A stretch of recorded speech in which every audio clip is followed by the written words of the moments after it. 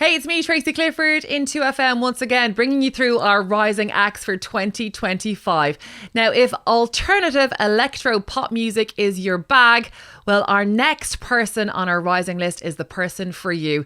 Hailing from Meath, please welcome Essiray. Hello. How are you? I'm great, Tracy. Thank you for having me here. I'm buzzing. Well, you are on our rising list for this year, 2025. I've just described your music as alternative electro pop. Yes. Right. So we're going to be dancing to your music, Essiray, aren't we? Yes, it's joy. It's joy. It's Yeah. joy. So where did the whole musical journey begin for you? Because I believe your mom and dad are kind of in the music industry in a way. Tell me about that. So growing up, my mom, she was a music teacher. She's big into music, and then my dad is just obsessed with music. Like obsessed. Like I see a lot of me and him. He gets so excited about music and kind of, he gets so excited, and that's what I'm like when I write. And I've had that growing up. But from an early age, I was like, I want to sing. I want to be up on the stage singing. And that was my thing. And it's been my thing since I was like very young. I was like, I'm going to be a singer. So yeah, it's been a journey. So your mom's a music teacher. So what instruments do you play? I play piano, and I now teach piano too. So she's buzzing. She's like, oh, it's in your blood. It's in your blood. So. And what kind of music then? If your dad was so into music, like what was he playing to you from knee high upwards? Oh, so I grew up on Kate Bush, Lauryn Hill, David Bowie, Bruce Springsteen. You can name it. Like I've listened. He's a huge Lauryn Hill fan. That her album was just on repeat in my house when I was younger. And then my sister as well is really into music. She loved like the Last Shadow Puppets with Alex Turner and like the Kooks and all that kind of indie bands. So I grew up surrounded by music, and I'm really grateful for that now. Do you remember your first gig then? I do remember my first gig. It was the Pussycat Dolls. Wow. When I was really young. Good gig. Good gig. In Killarney, the INEC. So random. And I remember I was there with my mom's friends. I was just like, yes, I love it. It was just like, oh my God, like Nicole Scherzinger. Like, and just the band. Oh my God, it was incredible. And then my second gig that I really remember was iconic as well, because it was Miley Cyrus. Two great female leading bands. So yeah, I'm amazing. So the electro pop element now, the little hints of UK garage, drum and bass in there, that lovely melodic sound that is, after probably taking about 20 to 25 years to get on mainstream radio, that is the basis of your sound. So where did that love affair start? To get to there, I have to kind of go back a little bit. So I started my career as an opera singer, and I did that for 6 years. And singing was my thing, and then I got some vocal damage, so then I couldn't sing anymore.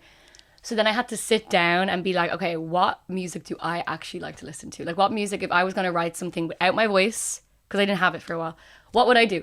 So I kind of traveled a little bit. I was in Berlin for a little bit. I got really into dance music, and I came back, and then I started listening to like we were mentioning earlier, like Calibra. There's an amazing Irish artist called rte.ie, and like just I started to find the drum beats really fascinating. Like it wasn't just like house music is so fascinating too. Techno is great. There was something about drum and bass that like excited me, and then I started making drum bass music using samples, adding synths in, and like chopped up sounds, and then I got my voice back, and then I sang over it. And that's where I got my love for drum and bass and jungle. And I love garage too. Anything that's like breakbeaty that has a bit of like any of those elements I love. Love it. And that you can really hear that in your music as Yeah, well. I love it. And like mainstream artists who have set the scene in a way, especially with female producers and singer-songwriters, is Kenya Grace. And when I heard your music for the first time, like, and I know we shouldn't really do this, but I did see a similarity in that. Is that someone that you've seen perform or looked up to or anything like that? And am I wrong to have that comparison between the both of you? No, I think that's I'm honored to be compared to Kenya Grace. She's an amazing producer. She's a great storyteller.